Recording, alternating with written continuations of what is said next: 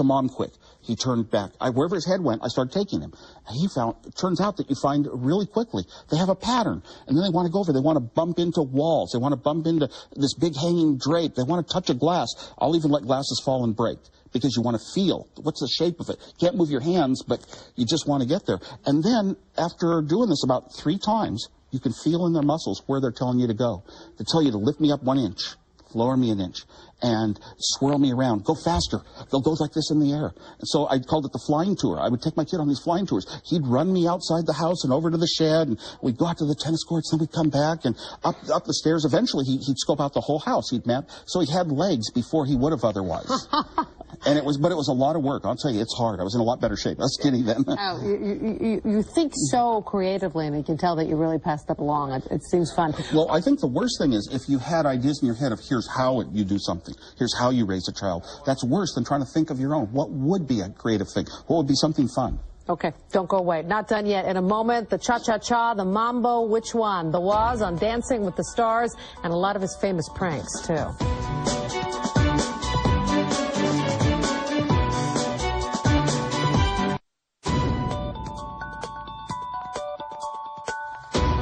We're doing it two-step with Steve Wozniak today. He made a splash last year on Dancing with the Stars, an experience he said almost didn't happen. How could it happen to a technology nerd, basically, to ever be on a show like that? And it turns out that one of the talent producers that get the talent, her husband loved Macintoshes. He loved technology. He had friends at ABC that did, and she gives him a pick every season. So he picked me. Boy, you had an in. You had an in. Did you enjoy that? You said you really had fun on the show. It was the most fun of my life, yeah. Really? Yeah. What was it about you that appealed to you? And I don't know. Probably just having accomplished something that I never possibly could have imagined doing. And what was the reaction from people here in Silicon Valley? The reaction was outstanding. You know what? That helped a lot. It was almost like when we started Apple Computer, we had so much good press behind us, good statements, because we weren't competing with existing companies. It was brand new. And the press here just gave glowing stories, you know, reporters saying, well, I'm going to be for Steve. Even the Roadshow guy did a column that wasn't on cars. It was on, you know, Mr. Wozniak dancing. And people were really rooting for you, and they were rooting for me. And in San Francisco, and I know that the ABC ratings doubled for that season that I was on. Here in San Francisco. Here in San Francisco. Okay, First time ever, #1 in prime time. So that was a big deal, but I don't think it's the same now that I'm gone. Oh, well, that's not the same, of course, now that you're gone at all. Tell me about, I've heard that people say that you're a big prankster, so I could see how being on Dancing with the Stars would be right up your alley. You seem to have this philosophy of life that you just want to go out and soak it in as much as you can. Well, I had an early philosophy. I had an early start of being a good known prankster in school and coming up with some really good thinking ones. You know, it's part of your creative. You feel that you did something creative when you think of something other people aren't figuring out what you're doing.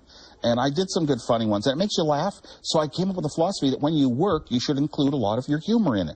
Just the jokes that you tell to your workmates. You know, if you were in a place, if I was in a place and you had to work all day and you could never even joke with a workmate, I'd go crazy. Boring. Yeah, it's not me. It's just not me.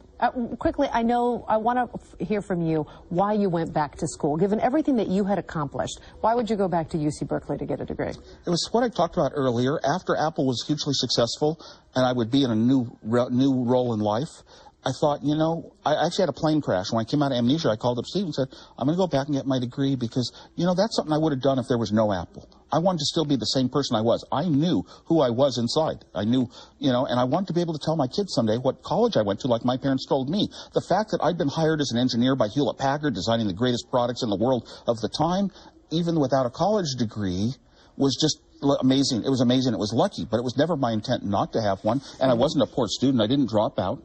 So I just went back under a fake name. Rocky Clark? Rocky Raccoon Clark, because I would have been recognized. I didn't want to be recognized as Steve Wozniak. Right. Everybody would think I'm going to get an A+ in my computer classes, you know. Did you? No. So I was Rocky Raccoon Clark, and that's what it says on my Berkeley diploma. What haven't you done that you would still like to do? What haven't you done yet? I haven't gotten 750,000 on Game Boy Tetris. Oh. That's my goal. I've gotten 702,000. I don't have any, let's see, what haven't I done? I haven't had grandchildren. I mean, that's pretty much, I'm at that phase. It's not too much like I think. There's real specific things I want to do. When they come to you, you recognize them there on the spot. But to visualize them very far in the future, no. I used to have dreams, and those dreams, I'd like to do this someday. Sometimes 5 years later, you wind up doing those sort of things. What advice But I've done more than I ever could have expected in life. I've had 10 lives. Yeah. What advice would you give to that next Woz that's out there about believing in themselves and their capabilities, and what would you say to them?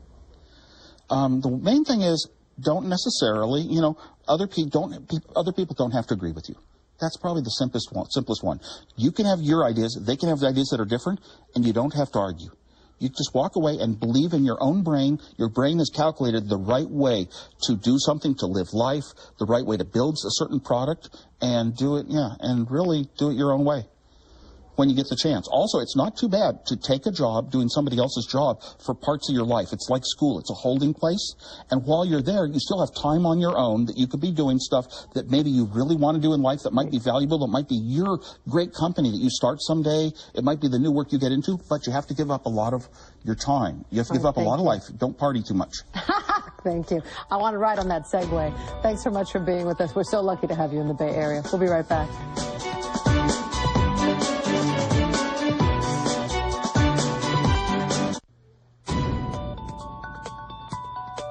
Well, we want to thank Steve Wozniak, the Woz, for joining us today, giving us his thoughts on education. It was great to have him. And we'd like to hear your thoughts as well. Send us an email at feedback@nbcclassaction.com. Thanks for watching. We'll see you next week.